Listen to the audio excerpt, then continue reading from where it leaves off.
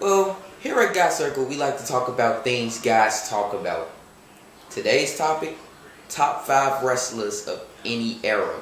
Because all guys love wrestling and shit. This is God Circle.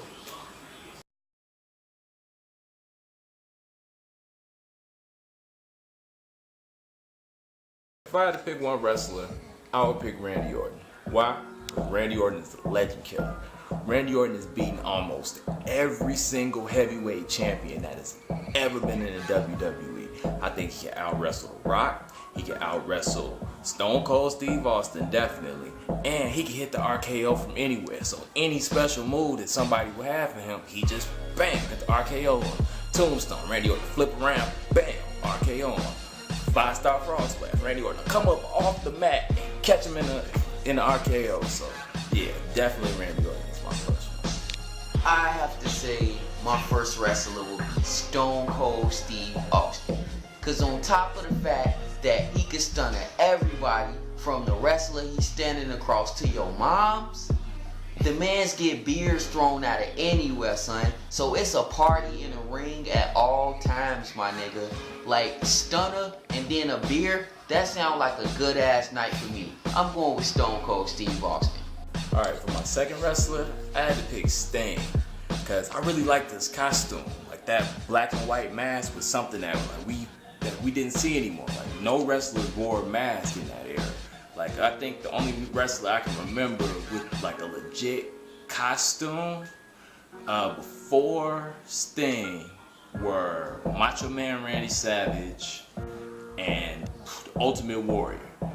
Sting was cool. Like he came down swinging from the rafters with that bat, and he looked like something from Out the Warriors. So yeah, definitely Sting is number 2. For my second wrestler, I gotta go with the Heartbreak Kid, Shawn Michaels. I mean, this was the man. Like, he could take your bitch and kick you in the face after he take your bitch. Like, this man was great. On top of that, the man played a huge part in 2 big ass groups, DX and Evolution, which was just the same shit, but this man played a part in 2 groups that took over the goddamn WWE. Heartbreak Kid, Shawn Michaels. For number 3, my choice is Kurt Angle. Because I never realized how good of a wrestler Kurt Angle was when I was a kid. Because he wasn't a spectacle. He wasn't Jeff Hardy jumping off a ladder, or The Rock doing the people's elbow across the ring. He was legit wrestling. Just the type of athlete he is, I think if you put him up against some of the more athletic wrestlers like Brock Lesnar or even The Undertaker, I think that Kurt Angle could always hold his own no matter what. Like I think even if Kurt Angle was injured, he could probably still out-wrestle most of the heavyweights. My third choice, I gotta go with John Cena. I still don't know what the fuck they said in his second opening. I'm a dude, I'm with you. I don't know what the fuck they was talking about.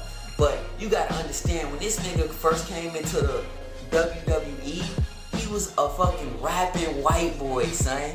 Do you know how fucking cool that is? I'm a rapping white boy about to slam your ass.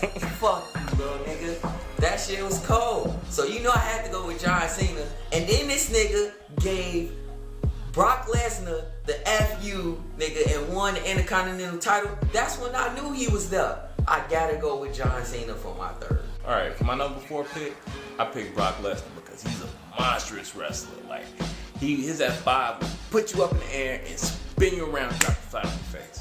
Like, that's one of the finishing moves I think probably hurt the most. Because he's taking your whole insides and just spinning them around. And your intestines and your stomach and everything just went around the washing machine. I don't see how they throw up before with him doing that. But yeah, Brock Lesnar, my number 4 pick. Man, my last pick, may he rest in peace, has to be Eddie Guerrero. I lie, I cheat, I steal. Eddie Guerrero was the most bold nigga ever. He rode in a lowrider, son. I remember when he had a fucking driver get out of the car for him and open the lowrider, nigga. This nigga can hit you with a chair that wasn't there 10 minutes ago. Like, where the fuck that come from? My nigga Eddie Guerrero was a beast. Gotta go with Eddie Guerrero. Lie, cheat, steal. wrestler, I think I'm gonna pick Chris Benoit. Because he was one of the best wrestlers to come over from the WCW, in my opinion. Like, he didn't, I didn't really watch him when he was in the WCW. I didn't really watch WCW at all, besides for Sting and that little bit that Hulk Hogan was on there. But Chris Benoit, remember he had the German suplex and he would pick the dude up like 10 times and slam him. Like, that's another type of dude. So yeah, Chris Benoit, definitely the best. So this was Gossip. And make sure you follow me on Twitter at It's Mr. Waters. That's It's Mr. MRWATERS. We're gonna leave it in the description box below. And that's it for this week, people. Cahden out.